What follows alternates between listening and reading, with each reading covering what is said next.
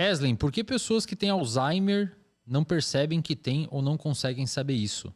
Minha avó tem e ficamos intrigados em como ela não percebe. Cara, o Alzheimer é uma doença neurodegenerativa, progressiva e que não tem cura no momento. No planeta, se você for em qualquer congresso de neurociências, você provavelmente vai encontrar aí uma série de grupos de pesquisa trabalhando, muito provavelmente em proporção, a maior parte dos trabalhos será trabalho sobre Alzheimer, tá? E o porquê disso? Porque um dos principais fatores de risco para o Alzheimer é o envelhecimento, tá?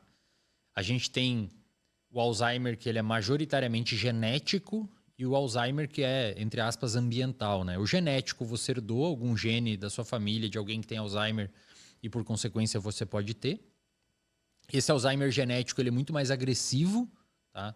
Ele geralmente é diagnosticado cedo por aparecer sintomas cedo, por volta dos 65 anos, mais ou menos, ele tem uma progressão muito mais agressiva. O Alzheimer familiar, o Alzheimer ambiental, entre aspas, que é causado por diversas coisas que a gente não sabe, tá? A gente não sabe exatamente o que causa Alzheimer. A gente sabe que é multifatorial e diversas coisas convergem para o Alzheimer, mas não sabemos direito o que é. E são várias coisas, tá, pessoal? Desde exposição a agrotóxico a estresse. Tipo, é uma coisa bem complexa. E esse Alzheimer que é esporádico, que a gente chama, né, que surge sem ter uma carga genética relevante, ele geralmente surge um pouco mais tarde e é menos agressivo na progressão dos sintomas. A notícia boa, entre aspas, é que 95 a 98% das pessoas que têm Alzheimer têm esse esporádico. Poucos Alzheimer são familiares, tá? Em proporção, obviamente. A doença de Alzheimer ela é uma doença, portanto, degenerativa, ou seja, você tem morte de neurônios. E essa morte de neurônios é, de fato, o porquê os neurônios morrem ainda é bastante discutido. Até onde eu acompanhava literatura específica sobre isso, a hipótese mais, digamos assim, aceita era a hipótese do peptídeo beta-amiloide, que é um peptídeo que é neurotóxico para o seu cérebro e devido a uma clivagem diferente ali na proteína precursora do amiloide, que é a APP. Existe uma clivagem diferente, tem uma enzima que cliva ela diferente e que gera esse peptídeo que é tóxico para o seu cérebro. Ele vai se acumulando e vai matando neurônios. Além de uns problemas lá numa proteína chamada tau, que ela gera problemas dentro do seu neurônio, né? Principalmente dentro do axônio, perturbando um pouco o tráfego de vesículas, de proteínas e os caramba. Como existe essa morte de células neuronais, o paciente, né, no caso aqui que você comentou, a sua avó, ela acaba perdendo as funções relativas às áreas dos neurônios que foram afetados, que foram mortos. Então, por exemplo, muita gente acha que o paciente tem como primeiro sintoma a perda de memória. Na verdade, esse é o sintoma característico. Hoje se discute na literatura, e é só uma discussão, tá? Que um dos primeiros sintomas da doença de Alzheimer pode ser perda de olfato. Você tem uma dificuldade de olfato, porque morre neurônio naquelas regiões. Só que quem que vai primeiro perceber que está diminuindo o seu olfato? Sempre cheirava esse abacaxi, sentia cheiro a 30 centímetros de distância, agora eu preciso botar 20. Ninguém vai conseguir perceber isso no dia a dia, né? E aí depois essa progressão ocorre para áreas que envolvem memória, principalmente, talvez isso tenha acontecido com a sua avó, se você lembrar, principalmente em áreas inicialmente relacionadas com geolocalização.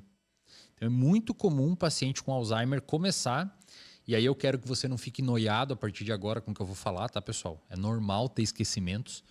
É inclusive saudável ter esquecimentos. Mas o paciente com Alzheimer, ele tem como primeiros sintomas esquecer onde colocou a chave, não lembra onde está o telefone, aí eventualmente estaciona o carro e não lembra onde deixou. Isso é muito comum. A pessoa estaciona em algum lugar, um parque, e não consegue mais achar. Até que em algum momento a pessoa sai para ir ao mercadinho e não lembra como volta. Sempre foi aquele mercadinho a vida inteira e esqueceu como volta. E aí essa progressão acaba acontecendo, e essa morte de neurônio é exacerbada, até que a pessoa não lembra até mesmo de familiares. Tá? de familiares, de cônjuges e etc. E, obviamente, pelo fato de existir perda de memória, a pessoa ela tem uma dificuldade de se localizar e de atribuir a ela um senso de quem ela é. Afinal de contas, você só sabe quem você é porque você tem memória, né? Inclusive, psicoterapia, por exemplo, a cognitivo-comportamental ou outras abordagens com evidência, um dos principais trilhos neurobiológicos que explicam como as psicoterapias funcionam é um rearranjo de memórias. Né? Pouca gente talvez tenha pensado nisso, mas quando você vai num psicoterapeuta dessas linhas, ele tenta fazer um rearranjo de memórias. É que muita gente tem a ideia de que memória é uma coisa que você lembra, tipo a capital do Brasil, a capital não sei aonde, quanto que é quanto, uma data de não sei o quê. Não, mas memória é muito mais que isso, tá? Memória é você saber quem você é, as experiências que você passou. Ter uma memória de um trauma, por exemplo, né? Você lembrar de um trauma e te dispara ansiedade em algum lugar também é uma memória. Você lembrar da sua ex ou do seu ex também é uma memória. Então, nós somos memória, né? E esquecimento, obviamente. Tem até alguns autores na neurociência que dizem que o esquecimento talvez seja uma das partes mais interessantes da memória.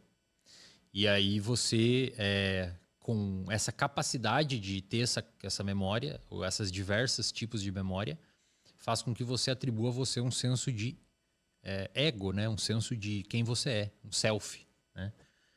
E a sua avó acaba perdendo isso com o tempo por ter essas regiões do cérebro atrofiadas por conta da perda de neurônios.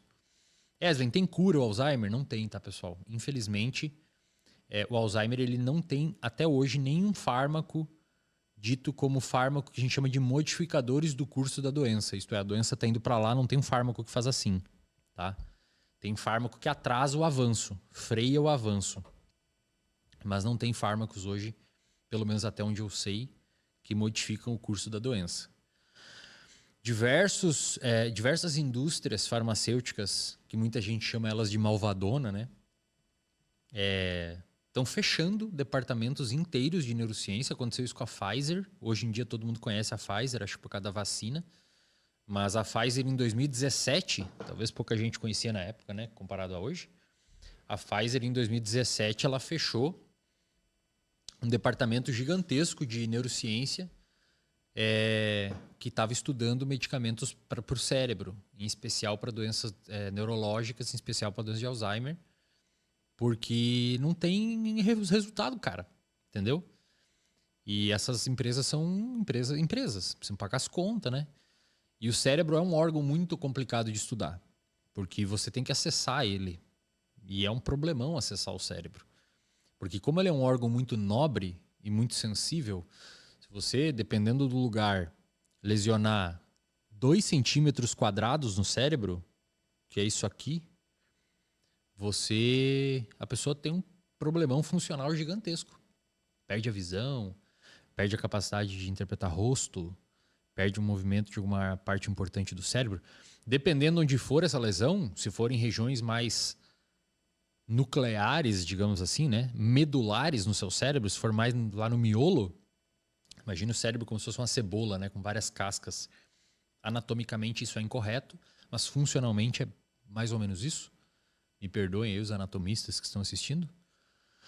Se você lesionar a parte bem de dentro da cebola, dependendo da região, você morre.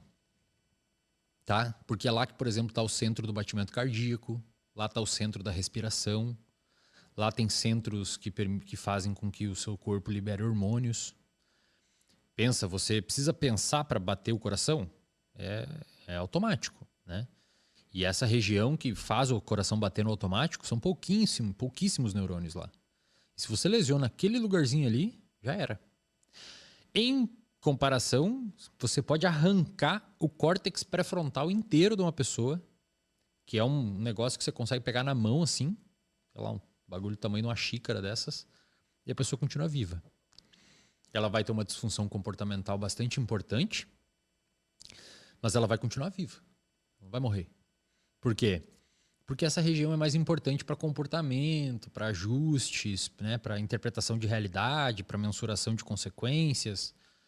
Agora, regiões lá de dentro do cérebro são importantes para funções vitais.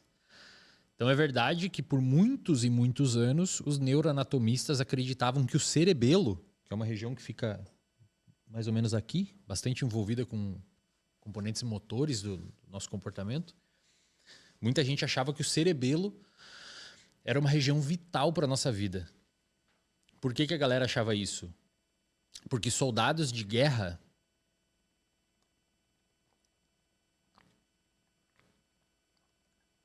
Toma água, tô com muita sede. Soldados de guerra que lesionavam o cerebelo morriam, né?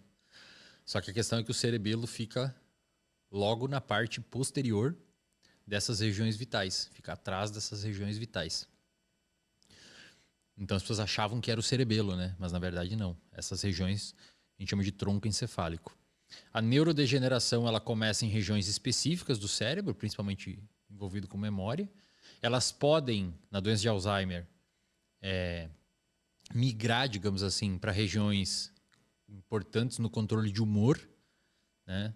Não é à toa que vários pacientes com doença de Alzheimer acabam desenvolvendo depressão, ansiedade, problemas de humor.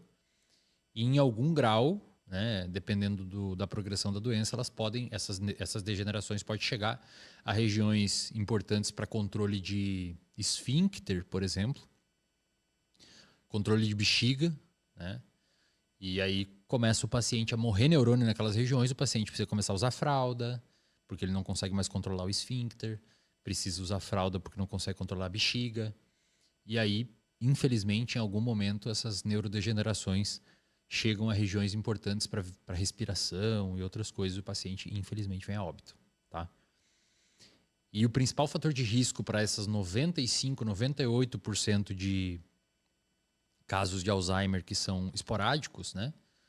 Que é 95%, 98% de todos os casos de Alzheimer, né? Poucos são genéticos, é o envelhecimento. É o principal fator de risco. Quanto mais velho você for, maior é a chance de você desenvolver. E, obviamente, se você tiver obesidade, tiver diabetes, tiver um monte, né, problemas que a gente sabe que são fator de risco para muita coisa, aumenta esse fator de risco. Tá? Só que o fato dela não ter uma modificação do curso da doença alarma muitos pesquisadores e faz com que vários grupos de neurociência hoje ao redor do planeta estudem a doença de Alzheimer. Tá bom?